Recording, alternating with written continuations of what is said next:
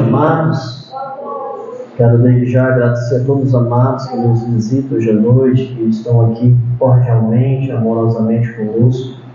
Estaremos hoje meditando neste culto maravilhoso, no Salmo 86.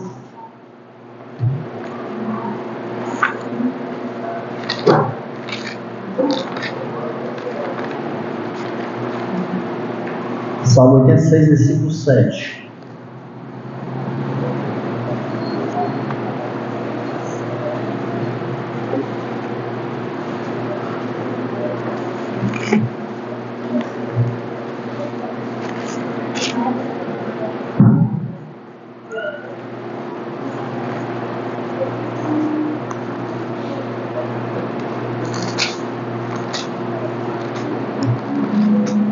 Diz assim a palavra de Deus, Salmo 86, versículo 7. No dia da minha angústia, clamo a ti, porque tu me respondes. Vamos estar orando, pedindo a Deus a sua graça e misericórdia. Senhor, nosso Deus e Pai, Deus único e verdadeiro, Deus de infinita graça, amor, bondade, o Senhor possa falar aos nossos corações, Senhor. A Tua palavra, ela nos é suficiente. Ela é a bússola que nos guia, que nos orienta, que nos leva, Senhor, mais próximo de Ti cada vez mais. Abençoa, Senhor, essa meditação. É isso que eu te peço, tudo em nome de Jesus. Amém. Hoje estaremos falando um pouco, amados, sobre o clamor da angústia. Esse salmo é maravilhoso. Nós vamos perceber aqui 3 verdades importantíssimas desse salmo. E aí, nós podemos perceber que a angústia e o sofrimento passou a ser algo inerente no meio dos seres humanos. Nós vamos refletir sobre isso, o porquê disso. Nós podemos perceber que hoje, atualmente, quantas famílias, neste momento, estão passando por sofrimento, por angústia, muitos porque perderam entes queridos, muitos porque entes queridos estão desaparecidos e ainda não conseguiram encontrar. Muitos têm sofrido por vários fatores. Alguns têm passado por angústia e sofrimento porque têm componentes de sua família que são viciados, às vezes no álcool, muitas vezes viciados em drogas. Ou seja, várias são as situações que levam pessoas a passarem por angústia e por sofrimentos na vida. Nós podemos observar isso. Quantas famílias, amados, não estão sendo destruídas por causa da violência, por causa da infidelidade conjugal. Ou seja, o inimigo das nossas almas, ele investe ferozmente, pesadamente na destruição da família. A família foi criada por Deus, a família é uma bênção de Deus. Por isso ele investe tão terrivelmente para destruir as famílias. A angústia e o sofrimento passou a fazer parte da vida dos seres humanos. Desde a primeira queda, desde a primeira destruição do primeiro casal no Jardim do Éden. Daí então, passou-se a fazer parte da vida dos seres humanos, tanto de uma perspectiva individual quanto coletiva, dentro de uma perspectiva familiar, o sofrimento passou a fazer parte da vida do ser humano. O mundo após o pecado tornou-se um mundo de sofrimento, de dor e de morte. Existem alguns momentos felizes nesse mundo? Existem, mas são muito poucos momentos felizes na Terra. Muito poucos. Não tenha dúvida disso. Por causa do pecado. A angústia, o sofrimento e a morte passou a ser algo presente no meio dos seres humanos. E isto foi algo herdado após a queda do homem do pecado. O que a palavra de Deus nos fala em Romanos capítulo 5, versículo 12? Olha o que a palavra de Deus nos fala, amados. Sobre a herança do pecado que nós herdamos de Adão e Eva, que passou a ser algo condicional a todos os seres humanos. Romanos capítulo 5, versículo 12. Olha o que a palavra de Deus nos fala.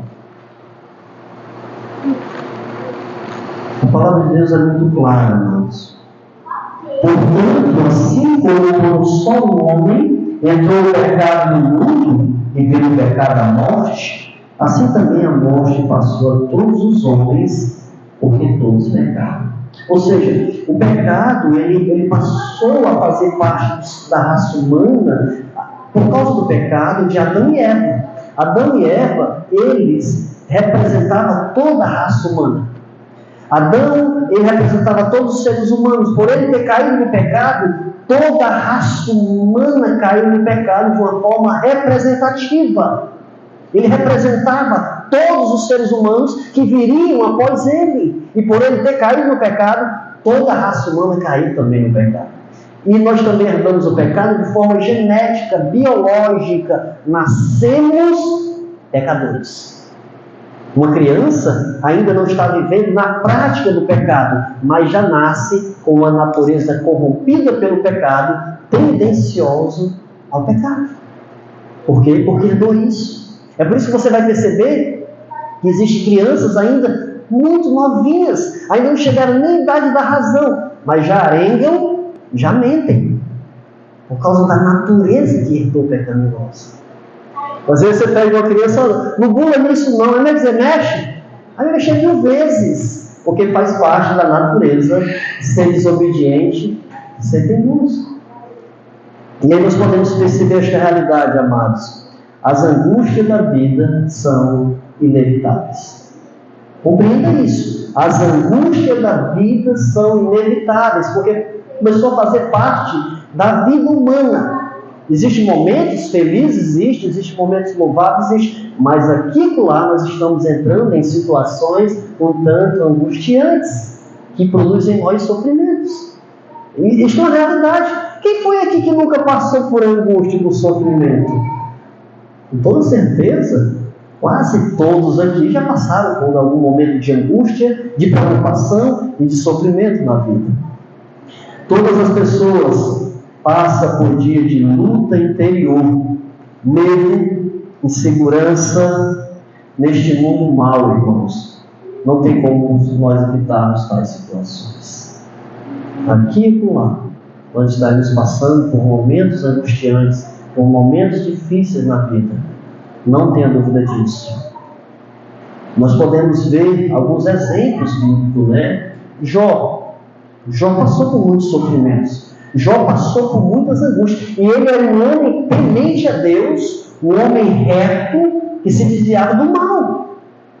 Um homem que temia Deus. Jó era um homem tão irrepreensível, um homem tão reto na sua forma de se conduzir perante Deus, que os seus filhos, Jó era o homem mais rico do Oriente na sua época. E o que acontece? Ele era tão cuidadoso com os seus filhos, que quando os seus filhos se reuniam e faziam banquetes, ele pensava o seguinte: olha, será que algum filho meu, ele cometeu algum pecado contra Deus? Ele blasfemou contra Deus? O que é que Jó fazia? Jó sacrificava animais por possíveis pecados que seus filhos poderiam ter cometido.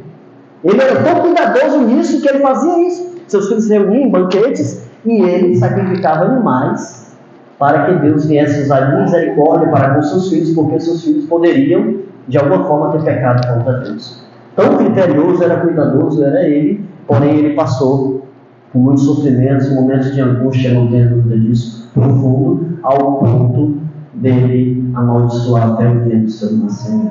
Tamanha foi a sua dor e o seu sofrimento. O único pecado, amados, que Jó não cometeu foi ele não atribuir a Deus todo o seu sofrimento que ele estava passando.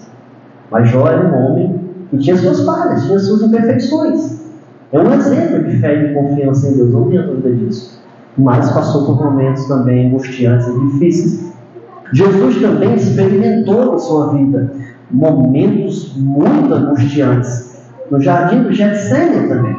Quando Jesus Cristo se aproxima o momento de Jesus Cristo morrer, Jesus começou a sentir uma angústia profunda, ao ponto da narrativa de Lucas. Lucas era um homem cuidadoso e criterioso, um homem de muito conhecimento. Lucas, ele era médico, ele era um homem mais criterioso na sua forma escriturística. Ele conta com riqueza de detalhes, coisas que os outros evangelhos não contam. Ele vai dizer que Jesus Cristo ele entrou numa angústia tão profunda, que os vasos sanguíneos dele se dilataram, ao ponto de sua angústia provocar nele este fenômeno de que virou como gotas de sangue o seu suor, onde ele estava orando a Deus ali, naquele canto ali. Tamanha e profunda foi a sua angústia, que ele sentiu por saber que estava próximo da sua morte, que estava próximo de ser levado à cruz para morrer pelos nossos pecados.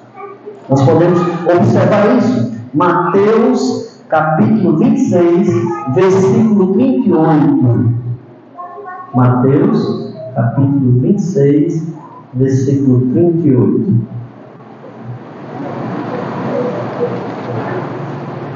Olha o que a palavra de Deus fala. Mateus 26, 38. Então lhe disse: a minha alma está profundamente triste até a morte, ficai aqui e vigiai comigo. Ou seja, Jesus está declarando que a sua alma estava profundamente angustiada até a morte, porque ele estava próximo da sua morte. Estava muito próximo da sua morte. E ele começa a sentir essa angústia profunda, essa dor profunda, porque estava próximo da sua morte. E nós aprendemos que o sofrimento de Jesus, e aqui ele está sofrendo já de forma antecipada, antes mesmo dele morrer. Por que é que Jesus sofreu tanto? Irmãos, Jesus Cristo, o seu sofrimento não foi simplesmente porque Jesus Cristo morreria na cruz. O sofrimento de Jesus e a morte de Jesus existiam questões muito mais profundas. Nós sabemos que Deus Pai e Deus Filho, eles nunca se separaram por toda a eternidade passada. Eles viviam em uma harmonia, em uma comunhão perfeita e plena. Jesus, quando estava morrendo na cruz do Calvário, eles se separaram, Deus Pai e Deus Filho se separaram no momento do sofrimento e da morte de Jesus, coisa que nunca aconteceu. Os nossos pecados não somente nos separou de Deus, mas os nossos pecados separou Deus Pai e Deus Filho no momento da crucificação. Por quê? Porque no momento em que Jesus estava sendo crucificado, Deus derramou toda a ira que Ele tinha contra os nossos pecados em Jesus.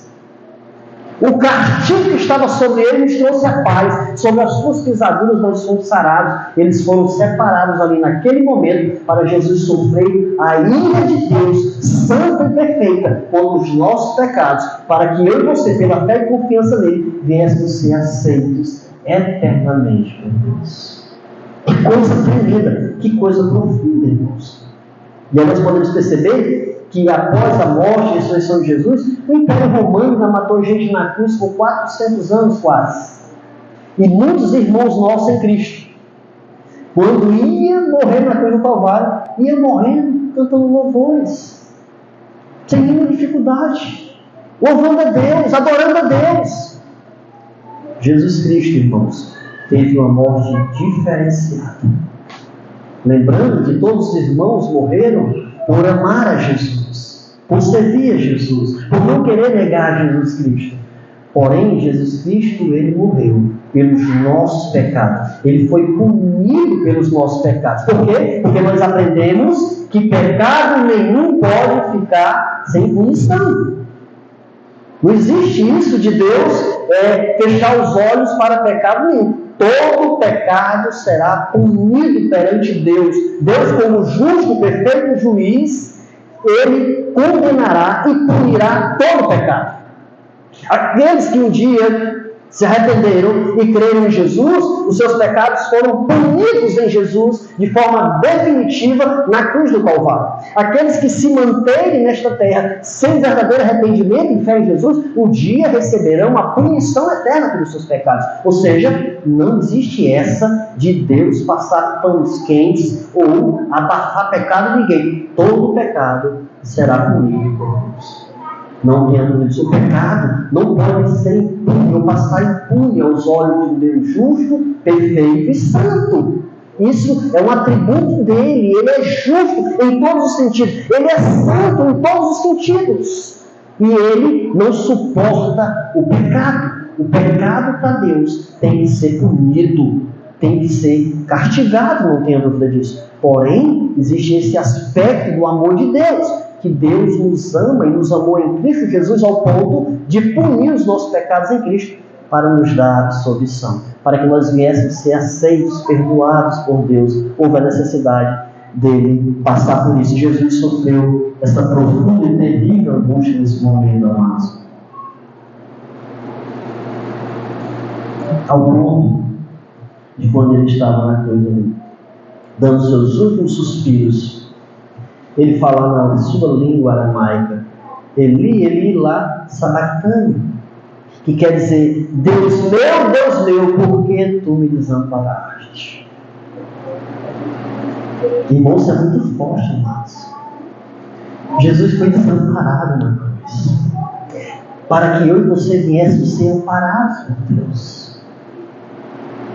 Ele foi punido por nós. A ira de Deus, justa, santa e perfeita, caiu sobre ele, para que nunca, pela fé e a confiança que você venha ter em Jesus, para que nunca essa ira de Deus venha cair sobre você, para que você venha ser perdoado e aceito por Deus. Houve essa necessidade deste acontecimento que houve no nosso Senhor Jesus Cristo. A palavra de Deus nos fala em João, capítulo 16, versículo 33. Olha o que a palavra de Deus nos fala. Irmãos, servir a Deus, andar com nosso Senhor e Salvador Jesus Cristo, exercer a fé verdadeira, não traz implicações de que jamais nós sofreremos. Não existe isso, amados.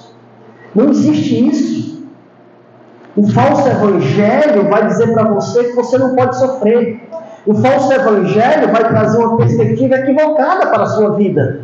A Bíblia nos fala em Romanos que nós somos como ovelhas para o matador, entregue à morte todo dia. Olha o que a palavra de Deus nos fala aqui. Em João capítulo 16, versículo 33, Jesus dá uma instrução aos discípulos que ficariam aqui ainda. João capítulo 16, versículo 33. Estas coisas vos tenho dito para que tenhais paz em mim. No mundo passais por aflições, mas tende bom ânimo, eu venci o mundo. Ou seja, Jesus Cristo ele deixa bem claro para os discípulos: no mundo vocês vão passar por aflições. As aflições vão fazer parte da vida de vocês. Porém, vocês têm que ter bom ânimo, vocês têm que se sentir fortalecidos em mim, com confiança em mim, porque eu venci o mundo, e por Jesus Cristo ter sido vitorioso e vencedor, todos aqueles que exercem fé e confiança em Jesus serão vitoriosos, independentemente que venham ainda passar por tribulações e por dificuldades nessa vida. Somos vitoriosos em Cristo Jesus, porque na cruz do Calvário ele foi vitorioso contra o pecado, contra a morte e contra Satanás. E todos aqueles que exercem fé verdadeira em Jesus são vitoriosos em toda situação da vida.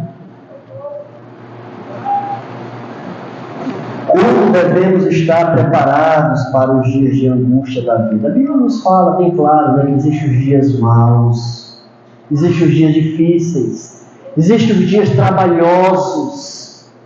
Existe sim, não tenha dúvida disso. E aí a palavra de Deus nos orienta como é que nós devemos estar preparados para quando esses dias vêm sobre as nossas vidas. E muitas vezes, amados, esses dias maus, difíceis, vêm de repente. De repente aparece uma tempestade na nossa vida, que parece que vai nos deixar em pedaços, parece que não vai sobrar nada. Essa é a vida da gente. De repente você sabe a notícia, de repente você é acometido pela uma situação que você fica perplexo diante dela. Olha o que a palavra de Deus nos fala em Efésios capítulo 5, versículos 16 e 17.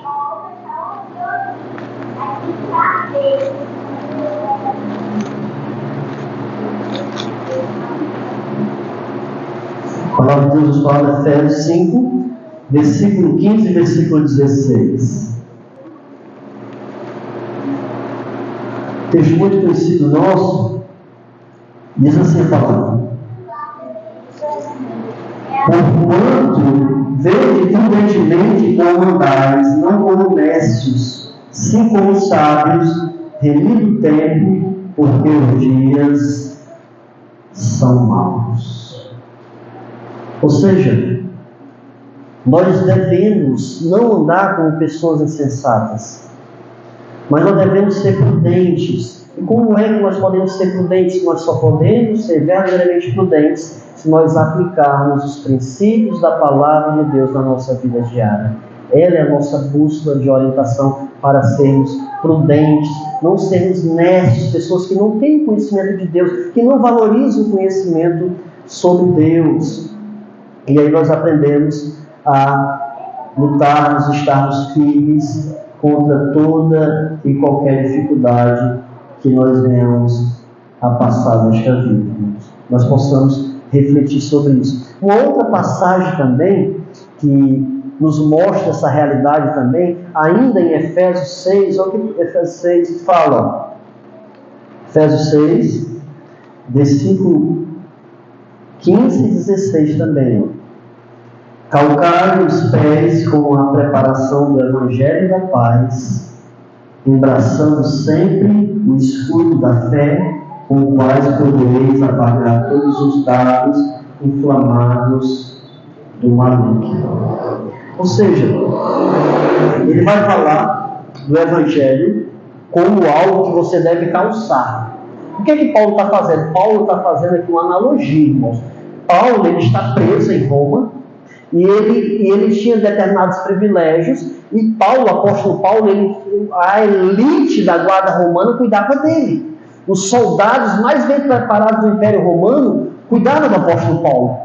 Ele era preso, e o que acontece? Paulo, quando ele começa a ver os soldados romanos e todos os aparatos dos soldados romanos, ele começa a descrever a vida cristã dentro de uma perspectiva de um crente como um soldado, que tem os aparatos para que ele venha usar na guerra espiritual, nas batalhas espirituais da vida. E ele vai falar do Evangelho como se você está calçando um sapato para uma batalha. Ou seja, o Evangelho, ele nos prepara para as lutas da vida. O Evangelho é como um capacete que é colocado na cabeça. Você começa a ter compreensão de verdades espirituais importantíssimas para que você venha usar no dia a dia, nas batalhas, nas lutas espirituais que passamos na vida. E aí nós podemos observar essa realidade. Esta é a primeira realidade que eu quero ressaltar, amados. As angústias da vida são inevitáveis. Se você não está passando, amém, louvado seja Deus. Mas você um dia vai passar. Enquanto nesta vida nós passaremos por essa dificuldade. Enquanto nesta vida, neste corpo mortal, corruptível, passaremos por angústia, passaremos por luta na vida. Uma outra realidade que eu quero ressaltar, amados, hoje à noite. Uma atitude correta e louvável que nós podemos perceber neste salmo da meditação. O salmista vai falar no dia da minha angústia. E ele fala aqui, eu clamo a ti. Nos dias difíceis da sua vida, nas suas lutas, no campo da sua mente, seus pensamentos, os seus sentimentos, quais são as suas reações? Qual tem sido o teu porto seguro que você tem ancorado a sua alma? O salmista, ele era convicto. Ele tinha ganhado experiências com Deus e em Deus. Ele diz, no dia da minha angústia, eu clamo a ti. Quem nós temos clamado? Muitas pessoas, amados, por não conhecer o Senhor, por não ter esse relacionamento de obediência, de temor ao Senhor, quando estão passando por dificuldades na vida, começam a buscar recursos ou buscam em coisas tentar amenizar o sofrimento do seu coração, a angústia da sua vida. Alguns buscam no alcoolismo, alguns buscam nas drogas, alguns buscam em tantas as coisas que não conseguem verdadeiramente saciar ânsias espirituais que nós temos. Porque nós fomos criados, amados, com uma capacidade de encontrar prazer e satisfação em Deus. E enquanto nós não compreendermos isso e vivemos isso, nós não compreenderemos ainda, ou não estamos compreendendo o sentido da vida. O sentido da vida está em Deus. O verdadeiro prazer e satisfação da vida, só quem pode nos ver é aquele que nos criou. O verdadeiro prazer e satisfação da vida, nós não podemos encontrar em amizades, nós não podemos encontrar em nenhuma outra pessoa, a não ser em Deus. Só Ele tem o segredo, só Ele tem a capacidade de nos completar e fazermos completamente felizes e satisfeitos nele, independentemente da circunstância em que nós vamos passar nesta vida. Lembra de Jó, que eu toquei no começo? Jó passou por tudo aquilo. Ele diz o seguinte: ele rasga as suas roupas, ele ora o Senhor, ele coloca cinza sobre a sua cabeça, e ele vai dizer o seguinte: eu sei de uma coisa, eu sei que o meu Redentor vive, e um dia ele há de se levantar. No meio de tudo aquilo, ele reconhece: o meu Deus vive, ele é um Deus vivo, ele é um Deus poderoso, e ele está vendo essa situação, e um dia ele há de se levantar. Era a convicção que Jó tinha em sua vida. Há muitos que no momento da angústia não sabem onde buscar o socorro. Aqueles que desde cedo aprendem a invocar o Senhor ficarão. Aqueles que desde cedo aprenderam a invocar e a buscar o Senhor terão confiança e segurança em Deus. Pessoas que ainda não aprenderam, amados, a confiar em Deus, a buscar o Senhor, passarão por momentos muito difíceis. Por quê? Porque ainda não aprenderam a recorrer a Deus. O salmista, ele ganhou experiência na vida nesse sentido. Ele disse: olha, no dia da minha angústia, eu clamo a Ti. Eu clamo a Ti, Senhor. E aí nós podemos perceber esta realidade. Aqueles que têm aprendido a confiar no Senhor passam a levar na presença dEle, diante dEle, em oração, todas as suas lutas e dificuldades que têm passado. Hoje pela manhã, na escola bíblica messejana, eu estava comentando um caso que aconteceu no Hospital das Clínicas. Eu estava no Hospital das Clínicas acompanhando uma pessoa que estava com problemas sérios de saúde. Os médicos estavam examinando para saber a bactéria que essa pessoa tinha, e uma pessoa me chamou lá onde eu estava para fazer uma oração com uma pessoa que estava na UTI. E eu pude perceber nessa pessoa que me chamou para orar, que essa pessoa não estava com fé que aquela pessoa sairia da UTI. E eu fui orar com essa pessoa.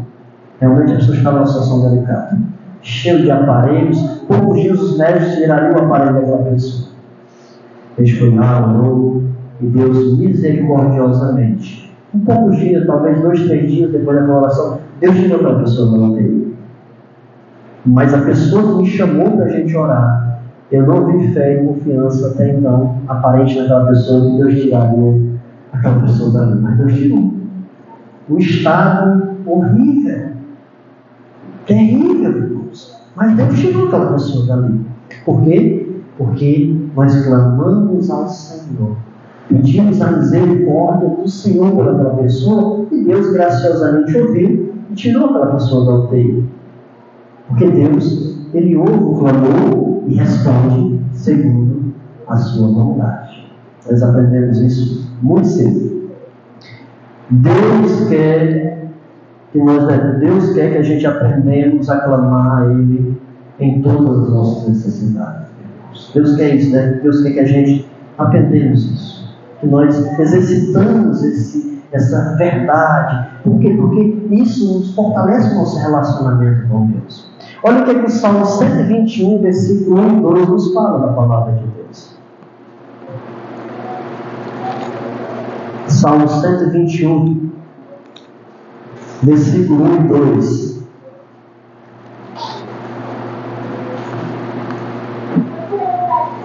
Vem falar aqui sobre a fidelidade de Deus. Eleva os meus olhos para os montes, de onde me virá o socorro? O meu socorro vem do Senhor, que fez os céus e a terra. Que coisa maravilhosa, amados, é compreender isso. Eleva os meus olhos para o alto. Por que o judeu ele tinha essa convicção, ele tinha essa perspectiva? Por quê? Porque eles compreendem que do alto é a morada de Deus. E erguendo os olhos para o alto, ele sabe que é a morada do Altíssimo, e o socorro de todo homem que confia em Deus e busca a Deus vem dele, vem diretamente dele. Só Ele pode nos socorrer, irmãos, nas nossas dificuldades, nas nossas lutas. Nós passamos, quer seja uma luta interior, em nosso ser interior, que passamos, não temos dúvidas, quer ser em uma luta dentro de uma perspectiva externa, do dia a dia da vida. Sempre estamos passando por determinadas dificuldades de luta na vida, mas Deus, Ele tem se demonstrado bondoso, misericordioso para cada um de nós, irmãos, que nós possamos perceber a bondade e a misericórdia de Deus em nossas vidas, a sua misericórdia em nossas vidas. Uma outra realidade que eu posso perceber no nosso versículo do Salmo 86, irmãos, versículo 7, existe uma gloriosa esperança por trás de tudo isso que acontece. E ele vai responder no final do versículo, né? Porque tu me responde. No dia da minha angústia, eu clamo a ti, porque tu me respondes. Confiança, experiência que o salmista tinha em um relacionamento com Deus. Sim, quando a gente clama a Deus, busca Deus e pede algo a Deus, existem questões que nós devemos aprender. Deus responde toda a oração dos seus servos. Porém, muitas vezes, ou na maioria das vezes, Deus não responde segundo a nossa vontade. Porque quem Deus é Ele é que é soberano.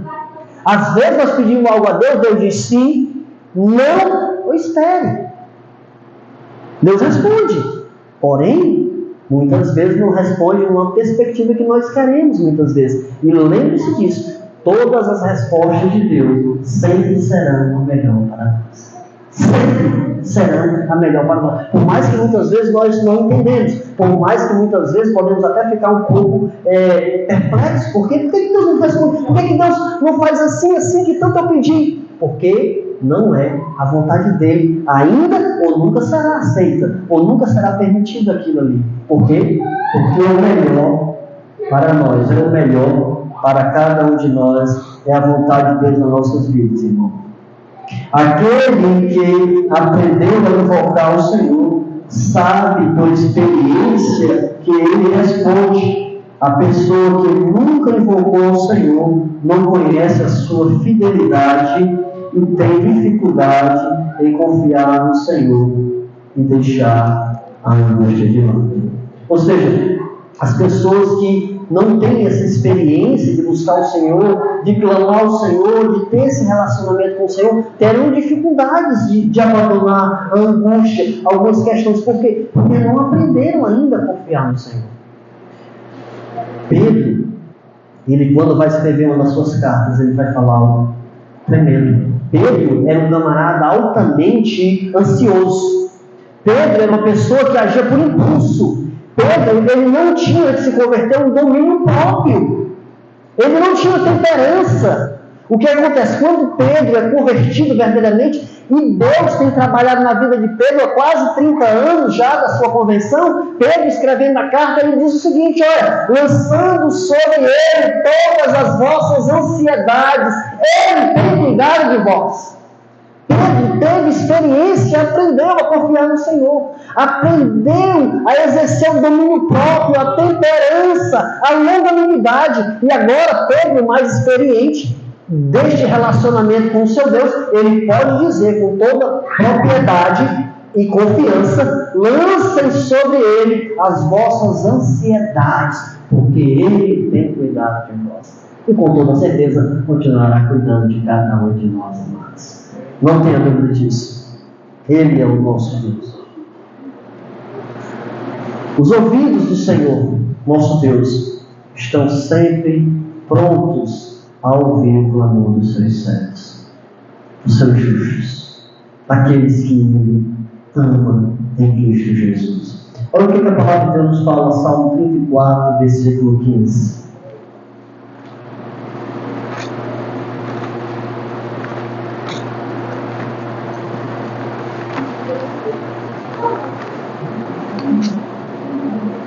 Salmo 34, versículo 15. Os olhos do Senhor repousam sobre os justos, e os seus ouvidos estão abertos ao seu clamor. Os olhos do Senhor repousam. Ele está contemplando a cada servo seu. Não tenha dúvida disso. Ele sabe das suas lutas, Ele sabe das suas angústias, Ele sabe o que você tem passado no íntimo e no profundo do teu ser. E Ele está ouvindo o teu clamor, porque Ele é misericordioso, porque Ele é bondoso, porque Ele é justo, irmãos. Não tenha dúvida disso. Nós, como povo de Deus, devemos aprender a recorrer ao Senhor em todo o tempo, para que no dia mau não falte confiança em Deus, para lutar e vencer diante das dificuldades. Nós possamos aprender a confiar, a descansar, a recorrer a Deus, para ganharmos cada vez mais experiência de relacionamento com Deus, para quando os dias maus se aproximarem, nós temos a capacidade de lutarmos contra situações adversas e sermos vencedores em Deus. Nos momentos angustiantes da vida, que nós venhamos verdadeiramente a entregar, que nós não venhamos a nos entregar ao desespero e às incertezas da vida, mas que nós venhamos clamar e confiar completamente em nosso Deus. Deus, Ele é um Deus forte, um Deus todo-poderoso, que sempre nos responde no tempo dele. Deus sempre nos responde no tempo dele. E aqui você vai aprender algo muito profundo na sua vida. Olha o que o Salmo 50, versículo 15 nos diz. Isso aqui é importante, irmãos. Maravilhoso e muito importante para nós aprendermos. Salmo 50, versículo 15 diz assim: invoca-me no dia da angústia, e eu te livrarei, e tu me glorificarás. Deus, em sua soberania, Deus, Ele usa circunstâncias, Deus usa o sofrimento, porque o sofrimento também é algo pedagógico diante de Deus. Deus nos ensina por meio da palavra, Deus nos ensina por meio da oração, e Deus também nos ensina por meio do sofrimento. Deus, Ele é soberano, Ele faz isso. E Ele está nos mostrando aqui que no dia da angústia e da dor, tu clamarás a mim, eu te livrarei e tu me glorificarás. Você sabe por que isso, irmãos? Por causa do pecado em nossas vidas. Por causa do pecado, nós muitas vezes só aprendemos as coisas da pior forma possível, por meio da dor e do sofrimento. Esta é uma realidade, irmãos, por causa da nossa natureza rebelde. Existe uma frase muito equivocada que muitas pessoas falam, muitas vezes nós já ouvimos essa frase: Deus tarda, mas não falha. Deus nem tarda nem falha, irmãos. Tudo acontece no tempo dele, da forma dele, do jeito que ele quer, porque ele é Deus. Ele nem tarda e nem falha. Tudo acontece no tempo determinado por ele em nossas vidas. Muitas vezes o sofrimento e a angústia nos sobrevêm como forma de Deus trabalhar em nossas vidas, irmãos. Não tenha dúvida disso. Quando nós passamos por sofrimentos profundos e angústias profundas, Deus abala o nosso orgulho. Deus mexe no nosso orgulho. Deus quebra o nosso. E nós aprendemos o quanto somos limitados, o quanto somos frágeis, carentes e dependentes da graça e da misericórdia de Deus. Esta é uma realidade. Trabalha o nosso orgulho produzindo a mudança, produzindo a humildade, a simplicidade, produzindo em nós um sentimento de completa dependência de Deus, de completa submissão a Deus. Que você aprenda a viver na completa dependência de Deus, ao ponto que mesmo que você esteja passando por sofrimentos e angústias nessa vida, você busque o Senhor, assim como o salmista aprendeu a buscar, a confiar no Senhor, entendendo e compreendendo que Deus graciosamente nos ouve e nos atende por sua misericórdia, amor e graça. Tudo em seu tempo, no tempo dele. Nunca esqueça que a vontade de Deus sempre será boa, perfeita e agradável na sua vida. você possa entender isso. Existem os momentos de angústia. O Senhor Jesus passou por momentos de angústia. Jó passou por momentos de angústia. Vários outros personagens bíblicos, pessoas que serviam a Deus, passaram por momentos de angústia. O próprio profeta Elias, em um momento difícil da sua vida, o homem que estava representando Deus perante o reinado ali de Acabe, ele sentiu um momento tão difícil na sua vida que ele se escondeu em uma caverna, amados. Um profeta, um homem que há pouco tempo antes tinha feito, orado, descido fogo do céu, construído o holocausto, tinha matado os profetas, os falsos profetas, e agora estava em uma caverna, sofrendo, angustiado, pedindo a Deus para tirar a sua vida. E Deus misericordiosamente vem até ele, relata para ele que Deus já tinha muita coisa para fazer por meio dele, reanima e ele continua a sua jornada servindo a Deus. Que você possa entender isso, que você possa aprender isso. Existem os momentos de angústia na vida, mas que você possa aprender a clamar ao Senhor, porque o Senhor, graciosamente e amorosamente e misericordiosamente, ouvirá o teu clamor e no tempo dele, ele virá e ele restaurará e fará o impossível possível na sua vida. Amém? Nesse momento nós vamos orar para ser Deus neste momento. Quem puder ficar em pé, vamos ficar em pé para um pouco das articulações, né? Meus olhos. Senhor, nosso Deus e Pai, Deus de infinita graça, amor, bondade e misericórdia, obrigado, Senhor, por amigos amados que nos visitam, nos deu uma alegria imensa em nossos corações, Senhor, pela vida deles. Que o Senhor possa abençoar cada passo de cada um aqui, Senhor. Que o Senhor possa nos ensinar cada vez mais a confiar em Ti, a viver na completa dependência de Ti, Senhor. Obrigado, Deus amado, por tudo, pela Tua maravilhosa palavra. Que nós possamos colocar em prática, Senhor, esta palavra maravilhosa. Tudo isso te pedimos, te agradecemos tudo, em nome de Jesus. Amém.